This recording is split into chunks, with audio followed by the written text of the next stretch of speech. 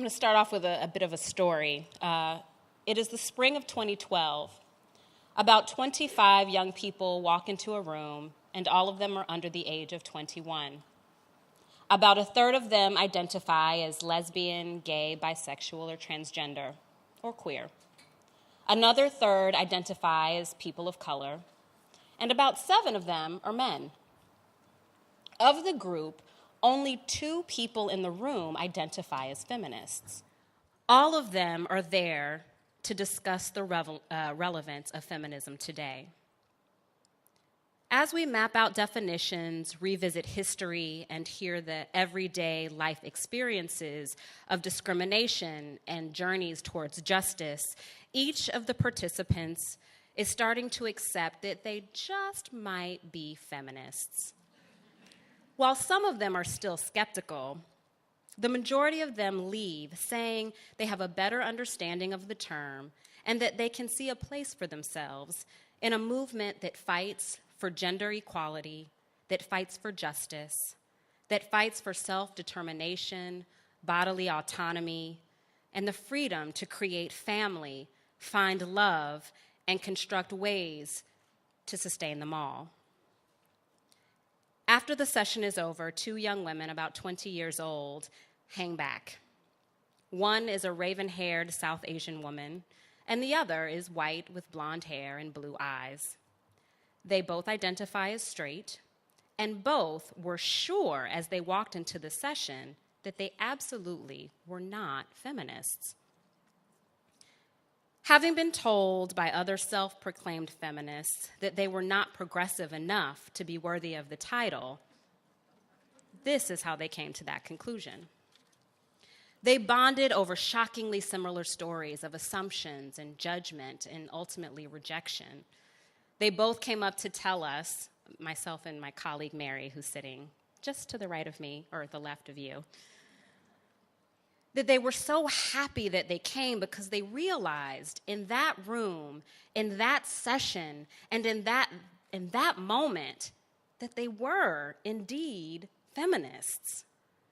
They realized that their values and their everyday work, their commitments and lived realities reflected feminist ideals and values, that they gave far much too much power to other people by letting others dictate whether they're worthy or not.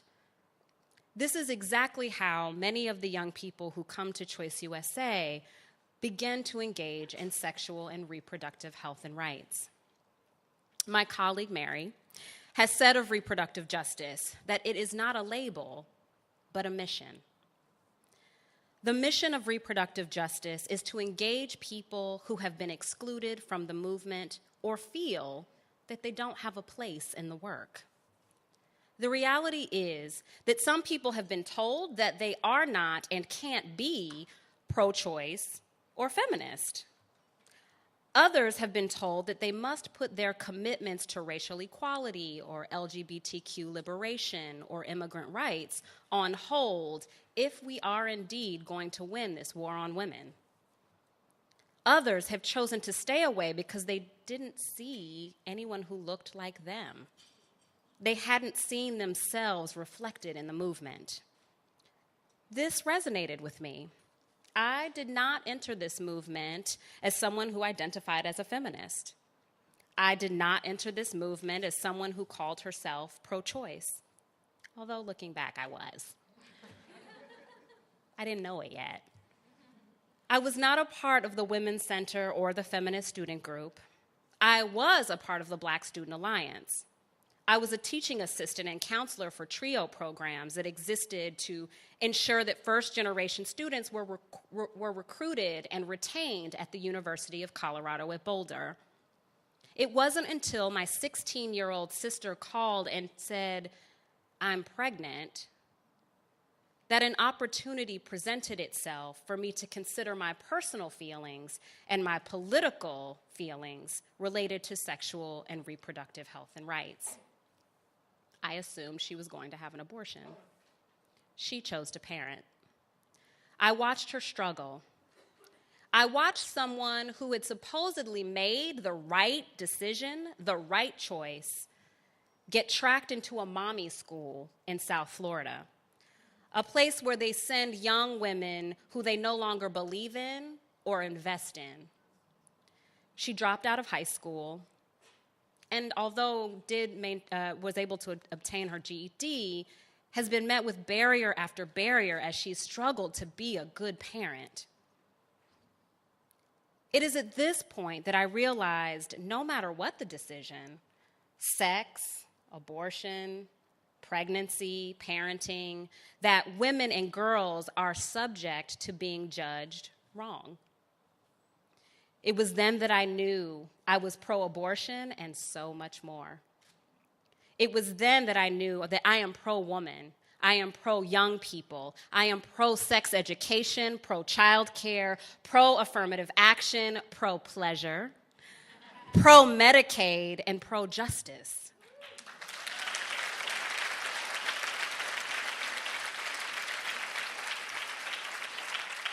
I am in the business of ensuring young people always have a space to call their own as they are finding their way in this life dedicated to fighting for the right to sexual pleasure and sexual health, to a life dedicated to justice for all, to a life dedicated to making connections where others see none, to a life dedicated to claiming personal power and exercising collective power for the greater good.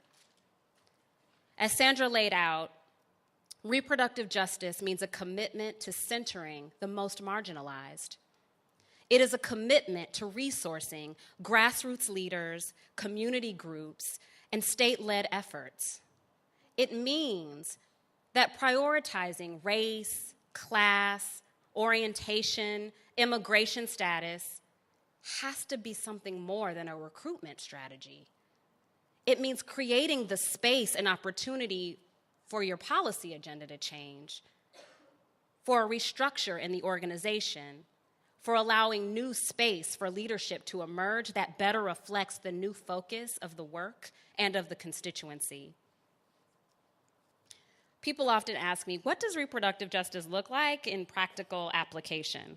I've got tons and tons of stories, but I'll just limit it to two. The first, are there any sex educators in the room? Anyone put a condom on a banana? Okay, all right, I'm talking to you. So Choice USA used to do a lot more sex education, peer sex education with students. And I remember when I first came on, I was the condom on the cucumber, condom on the banana girl. I'm thinking I'm so smart because I'm helping these young people figure out how to put on a condom because this is what they need, right? They just don't know how to use them. So one young woman, she raises her hand and she says, "Miss, first of all, I was in my 20s. I was like, did you just call me Miss? Miss, do you really want to know why we don't use condoms? And I was like, I don't know if I really want to know why you don't use condoms. Yes, I want to know. She says, actually, we know how to use them, and they're actually really not that hard to get. But if I have one in my purse, and my purse falls in the hallway, and it spills out into the hall, and someone sees it, all of a sudden I'm a whore. I'm a hoe. I'm a skank. If I pull that condom out with my boyfriend, I'm that kind of girl that prepares for sex. And she's judged in that way. Reproductive justice is about going deeper, right? We've got to address stigma. Right? It's not as easy as putting a condom in someone's hand and teaching her how to use it. There are other barriers there. I also, I've heard about, Latinos and Black people and how we don't, we're so anti-choice, anti-abortion.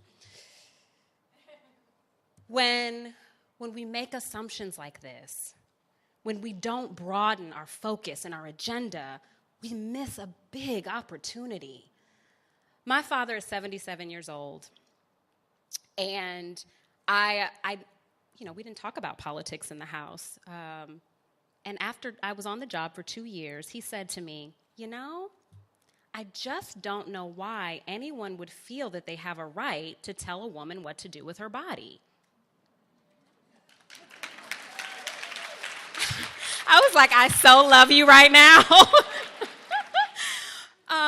And it felt so good, and it felt like I missed something. We've got to tell our children and our nieces and our nephews and our grandchildren about the history, our personal history. I don't mean the history of icons, right? Of the people who controlled and kind of took up space, right? Who are in TV and magazines. I mean your history. I might have been in a different place, although I'm in a good place now, if I would have just known this black man and his history and his feelings and his politics about women and their bodies and their rights to abortion or to parent with dignity. We have to tell that story. As far as being a new voice for reproductive justice, I feel like I need to come out.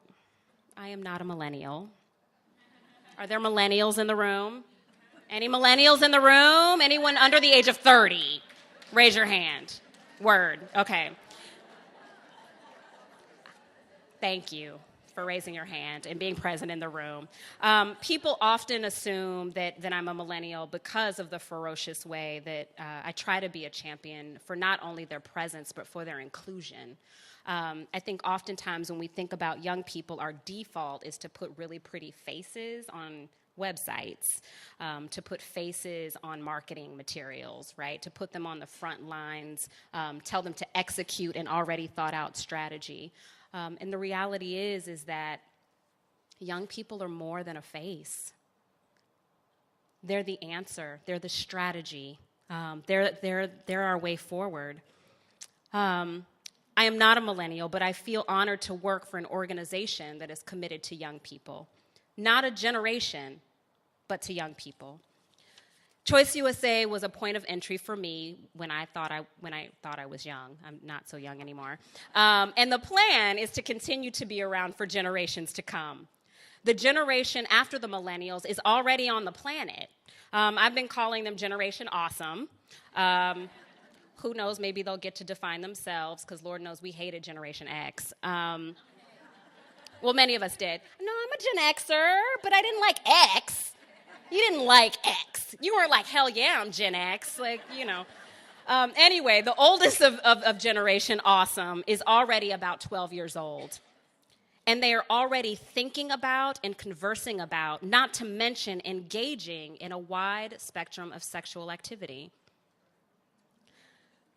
Young people are a unique culture that will always need somewhere where they can ask hard questions. They will need a place where they are not judged, a venue where they can be cutting edge and experimental, a place where they can make mistakes and that those mistakes are valued as a part of learning, a place where they get to define the problems of the day and propose new creative solutions that are relevant to them. I am proud to be part of fortifying and leading an organization that will continue to be that place. I thank NCJW for honoring me and the work that I've done with young people and Choice USA, a place that creates new points of entry for young people to do the work of sexual and reproductive health and rights, to claim their feminist values, and to be loud and proud advocates of social justice. Thank you.